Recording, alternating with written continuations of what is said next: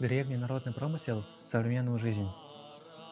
В Астраханской области представлены более 140 национальностей и этнических групп. Казахи составляют около 15% от населения области. Веками в регионе проживают также нагайцы, туркмены, калмыки, армяне, евреи, поволжские немцы. Одним из наиболее интересных ремесел казахов Астраханской области выступает ковроткачество. Однажды, в 2019 году, мой друг завершил строительство дома в Астрахани и выразил желание включить в интерьер ковры ручного изготовления. Я живу в районе, традиционном для ковроткачества. Это село Байбек Красноярского района. Организация покупки ковра из цехов вылилась в целый проект. Вначале были приобретены ковры, сотканные по дизайну ковровщиц.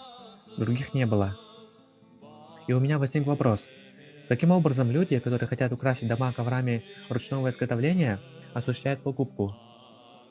У них нет доступа к точкам продаж, нет возможности заказа ковров по своему дизайну, нет возможности оценить качество ковров.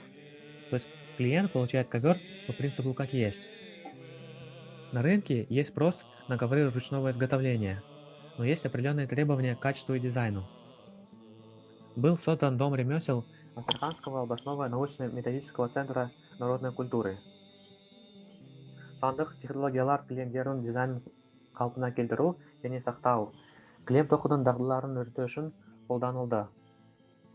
На работу из социально уязвимых слоев населения стали приглашать женщин в приграничных районах. Их обучали.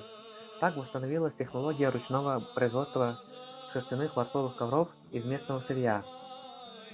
Таким образом, традиционные народные промыслы и ремесла казахов Астраханской области способны внести свою лепту в культурное достояние региона.